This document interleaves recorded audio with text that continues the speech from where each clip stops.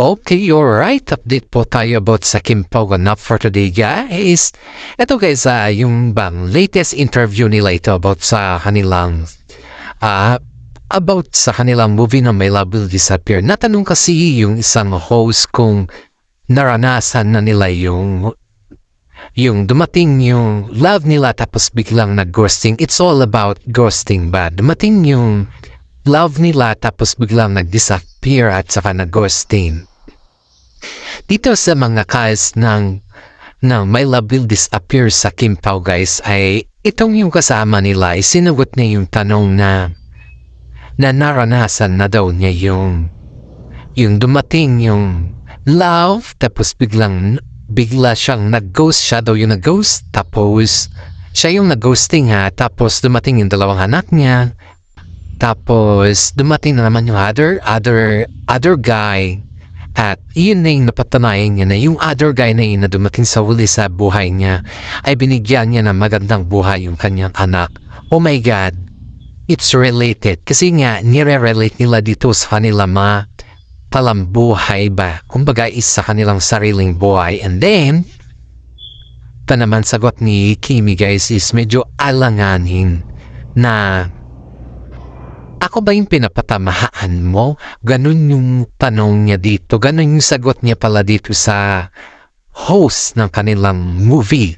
Kasi nga, it's all about ghosting daw guys. Which is, sa 12 years kasi na naging sila ni Sian Lim ay biglang may ghosting na nagaganap. So, ibig sabihin yan guys ay si Sian Lim kaldo yung nag-ghost sa kanilang dalawa. Hindi po si Kim Chu. Kasi ang pinapalabas kasi ni Sian Lim guys ay si Kim Chu yung nag-ghost.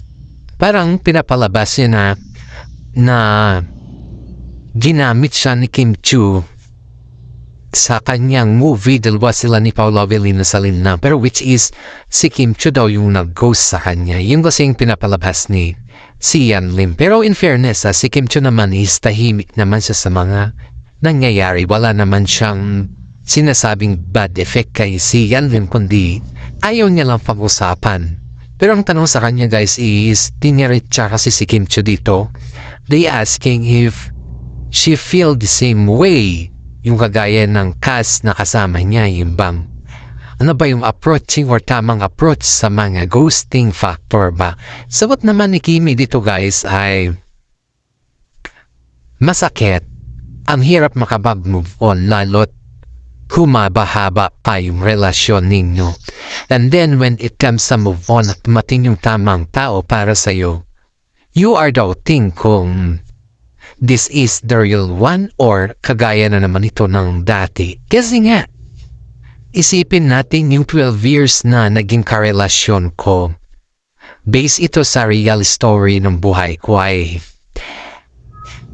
ang hirap na magtiwala eh. Pag may mga tamang tao naman na dumating sa'yo, doon ka na nagkakaroon ng doubting na naghihinala ka ba na hindi mo alam kung kailan mag-o-open yung puso mo kasi sarado pa siya.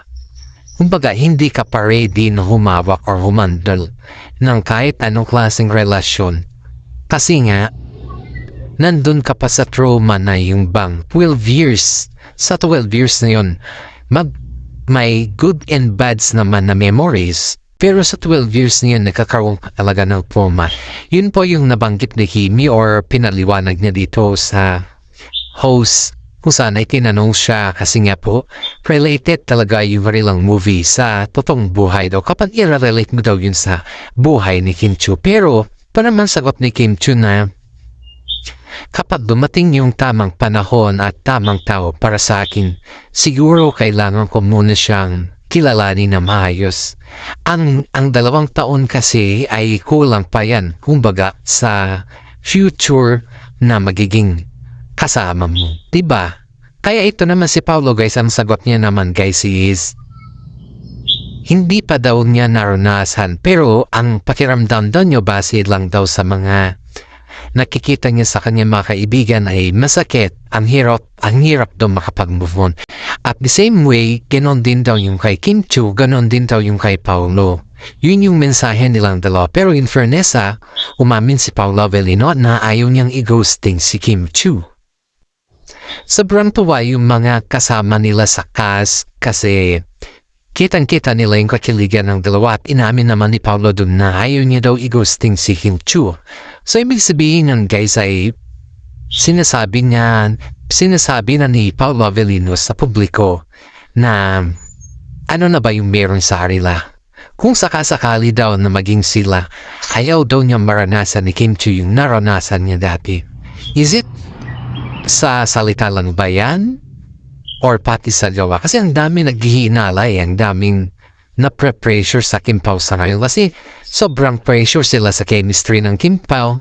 At tigit sa lahat ay sobrang pressure pa rin sila sa ano na yung status sila sa buhay. Kaya na guys, is maraming nagsasabi sa kanila na kung pinakailangan, aminin na nila yung katotohanan. Bakit na daw nila dinededma or in-ignore yung tanong kung sila na ba or kung ano na ba yung status nila. Alam niyo guys, maraming nagsasabi talaga na sila na aso nga lang parang pinapapago lang nila or ayaw lang nilang aminin dahil yun nga yung trauma nga na dumating kay Kim Chu. Yung 12 years at still pa rin na buhay pa yung trauma. Kahit alam naman din natin na may girlfriend na si Sian Lima, pero itong si Kim Chu kasi, pag yung babae ayon dito sa ating legit na sources sa pag-open ni Kim Chu sa kanila, kapag daw babae ang nasaktan, sobra-sobra daw yan. At sobrang nasaktan, ang hirap na daw ibalik yung tiwala. Ang hirap na daw kunin lahat-lahat na para maging stricto siya or kumbaga is magkaroon ng mga bagay-bagay na kinalaman sa lahat ng bagay ba. Yun daw kasi yung ugali ni Kim Chu. Nagtiwala siya ng 12 years kay Sian ni hindi siya kumbaga is wala siyang pinasok na negatibo sa kanyang utak. Nagtiwala siya ni hindi siya nagselos kahit kanino kasi nga ang sabi ni Sian is just only for the work. At alam naman ng karamihan na ikaw yung karelasyon ko kasi nasa public tayo. Yan daw halos lahat sinasabi ni Sian Lim ay Kim Chu noon guys nung umiba na yung timpla ni Sian sa kanya. Kasi siyempre, di ba director si Kwan yung girlfriend ni Siam sa ngayon at nag-collaborate sila sa isang movie. Yun daw yung simula ng kanilang relasyon yung nag-collaborate sila sa isang movie na yung bang. Hindi naman sikat yung ginagawa nilang movie guys Hindi sikat kasi kita mo naman dun yung walang chemistry kasi at saka wala yung kasama kasi ni Sian dali hindi naman masyadong sikat. Kumbaga lang is parang may mga artista din na sikat na kasama nila pero hindi siya yung talagang nagbabiral sa kanilang movie. Kumbaga is mga monoblock na yung kasama niya. Halos pag naglolo si Sian Lim ng kanya mga pelikula is sa point talaga guys walang manonood. Kumbaga lang is nandun ng sisiyan yan parang kinakausap nila ni mga monoblock at yung mga kasama niya. Hindi kagaya kila Kim Chu na halos dumaksa yung mga tao. Halos kita-kita mo sa mall na punong-puno yung mga tao. Kaya yun po yung experience ni Kim Chu kay Sian Lim na hindi naman sa ginamit pero sa mga nakakaintindi kasi nakagaya natin ng mga fans ng Kim Pao sa ngayon ay parang ginamit talaga siya. Pero hindi lang kasi nabanggit-banggit ni Kim Chu na ginamit siya. Kasi nga pangit to yung salitang ginamit. Maswerte pa nga si Sian Lim dahil inisip pa rin siya ni Kim Chu sa kabila ng lahat ng kanyang mga ginagawa ba.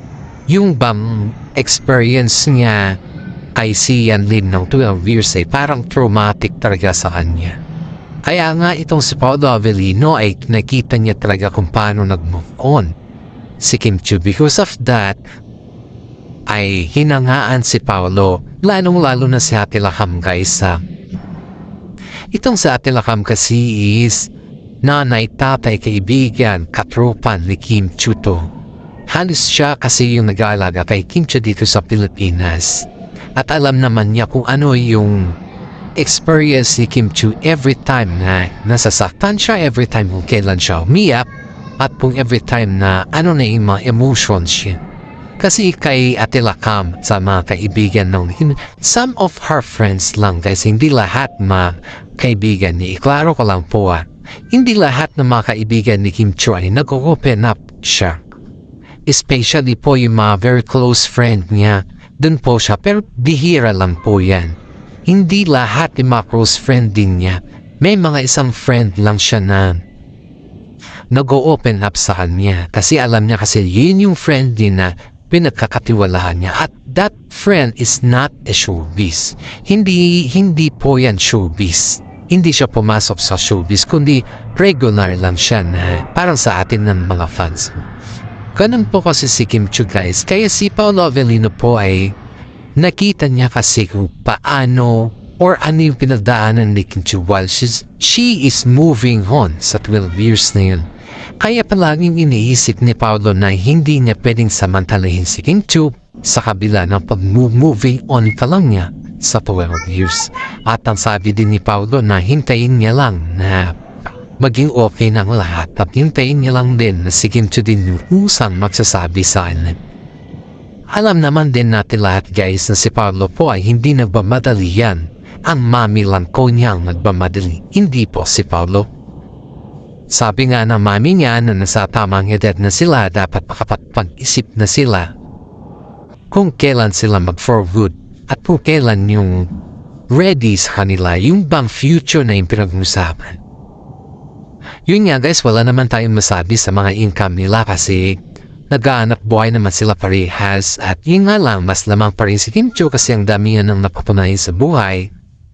Kaso si Paolo Avellino naman ay iniisip niya talaga yung magiging satisfied si Kim Chiu sa kanya at iniisip niya talaga yung magiging okay at stable na si Kim Chiu. Si Paolo naman guys ay alam naman din natin na bago pa lang matagal na siya sa showbiz pero bago pa lang siya yung talagang dumagsa yung kanyang mga project nung nakatambal niya si Kim Chiu. Kaya medyo yung kanyang income ay low pa rin kay Kim Chiu. Pero hindi naman yan sukatan ng kanilang pagmamahal eh. Ayon nga kay Kim Chiu, wala daw sa income or sa pera yung sukatan ng pagmamahal. Kasi ang pagmamahal daw ay nakikita mo yan sa tao, hindi sa income. Pero may mga nakakapagsabi na naman sa atin na hindi sa part ng pamilya ni Kim Chiu ay parang hindi boto daw kay Paolo Avellino kasi hindi naman siya Chinese. Yan daw po. Pero si Kim Chiu naman guys is half Filipino one, half Chinese. Siyempre kahit pa paano sabihin ng mga ibang fans yan para panira lang sa Kim Pao. Pero in fairness hindi naman nagpapakinag sila Paolo Avellino sa kanya sa mga ganyan na ginagawa ng mga fans dahil alam naman nila sa lahat ng mga bagay na mga pambabas sa kanila wala na makatotohanan yun guys nasa kanila naman nila at hindi naman sa mga kung titignan natin o susuriin natin ng mahayos kaysa si Kim Chiu ay ready na talaga kasi nasa kanya ng lahat pero pag-iisipin natin mabuti ay nasa rin na priority kasi yung dalawa yung kanilang mga project muna sa ngayon bago yung mga ganyan kasi ang kasabihan nga nila opportunity na once. Tama naman guys, kung madami ka naman project na susunod na gagawin, mamaya na muna yung engage o mamaya na muna yung kasal-kasal yan or kung ano-ano man dyan. Kasi yan naman na bagay ay makakapaghintay. Samantala yung opportunities kasi pag yan ay kumatok sa pintuan mo, i-grab mo na kasi mas maganda pag mas marami kang opportunity, mas marami kang project, mas marami ding blessing sa iyo. And then, yan din yung gagamitin mo sa inyong future. Napakaganda nga yung kanilang taktika guys kasi iniisip nila talaga yung ano yung mga successful na future para sa kanila. Para hindi sila mahihirapan balang araw. Lalo't ay nasa tamang edad naman na sila at napaka-practical nilang dalawa. At ito pa guys itong si CL may ginagawa na naman na bagong project. Natatakot na siguro siya sa nangyari na yung parang yung bang puro monoblock na lang yung makikita niya tuwing nag-endorse siya ng kanyang mga project. Kinausap niya yung kaibigan ni Kimi at tinanong kung available ba daw si Kimi para makabanding daw siya ni Sian Lim. Siyempre siguro sa mga itataon talaga ni Sian Lim sa Alibida. Yun yung parang point of view dun para makausap niya na masinsinan para walang disturbo ng mga project or dating or endorsement, para walang kumbaga is para walang irarason ata si Kim Chiu sa kanya para hindi siya makapunta. Yun yung point dito guys. Pero sinabi daw ni Kim Chiu sa kanya na wala na daw silang pag-usapan. Kung pagdating naman dun sa nangyari sa kanyang movie na puro monoblock yung kinakausap niya, sabi daw ni Kim Chiu sa kanya ay hindi niya nakasalanan yun. Kasi nga, nasa performance na yun ni Sian Lim at wala daw sa kanya yun. Which is, tama naman guys, kung tutungusin natin na wala naman talagang kasalanan si Kim Chiu dyan. Siyempre, kapag ikaw ay may kasalanan ka, makakarma ka din yan at ang bagsak mo talaga dyan ay yung hindi sa karma na yung karma sa buhay mo, kundi karma sa magiging movie mo. Yun yung point dito guys. Kaya nga sabi ni Kim Chiu na wala naman na kami pag-usapan pa at saka okay naman na kami. Pero yung sabihin niya na i-endorse ko yung kanyang pelikula para panoorin ng mga fans ko at mga fans namin ng Kim Tao ay hindi ko na yan saklaw. Sabi, ayon dito sa ating legit na sources. At iyan din ang sabi ni Kim Chiu sa ating legit na sources. Kaya nga po, medyo dedma si Kim Chiu kay Sian Lim sa ngayon dahil alam ni Kim Chiu na may ilo-launch na naman si Sian Lim na movie. Yung last kasi na nilaunch ni Sian Lim na movie guys is Luging-Lugi daw sila. Yan yung bengkang-bengka na narinig natin. Luging-lugi daw sila dahil yung kalahati daw ng ticket at as in, hindi pa daw kalahati yung nabili dun. Kundi parang 1/4 lang and the rest of the ticket is pinamigay na lang para makita na maraming nanonood sa kanila. Kumbaga free na lang yun. Sipin mo yun sa loob ng siniyana, nag-effort ka na gumawa ng movie tapos at the end, pinamigay mo lang yung ticket. Diba, syempre naman, ilang ikaw yung director. Luging-lugi ka kasi ang daming cast na gumaganap. Ang dami mo pa mga staff na kasama. Kaya nga, sabi ng mga karamihan nan, ito na naman si Sian Lim. So naman makipag-usap kay Kim Chiu. Gagamitin na naman sa mga bagay-bagay na sarili niyang interest. Which is, tama naman sila. Kumbaga guys is, gusto pa talaga ni Sian Lim na yung bang gamitin pa ulit si Kim Chiu. Parang gawing libangan ba? Pero may nakapag-advise kasi kay Kim Chiu na kahit anong gawin na ni Sian Lim, kahit anong pag-uusap niya, ay tanggihan mo na. Kasi kapag yan ay inoo mo na naman, aasahan pa naman niya hanggang sa darating sa punto na i-collab ka nila. May collaboration na kayong dalawa. Kasi sikat na naman siya. At ikaw na naman yung sabihin nila na pa-victim. O, diba? Tama naman yung sinabi ng mga fans sila at sa mga nag-advise kay Kim Chiu. Kaya nga itong si Paolo Avellino pagdating kay Sian Lim, hindi lang siya nagsasalita. Nagdedepende pa rin siya sa decision ni Kim Chiu. Pero ang advice si Paolo lang kay Kim Chiu na nasa kanya na yan tunin. Kung gusto pa rin niya o ayaw niya. Kasi siyempre, decision niya yan. Hindi ko naman pwedeng pagbawalan siya kung yan yung gusto niya. Yan po yung ayon kay Paolo Avellino, guys. Pero kitang-kita mo sa mukha ni Paolo Avellino na ayaw niya na talaga na makipag-lose pat si Sian Lim kay Kim Chiu dahil nasa trauma at nakita niya kasi masyado yung sakit na dinaanan ni Kim Chiu. Kaya salamat sa mga fans na nakikinig sa ating guys, sa mga senior citizen dyan. Please, like and share naman po yung ating updates patungkol sa Kim Tao ganap. Maraming salamat at God bless po sa ating lahat.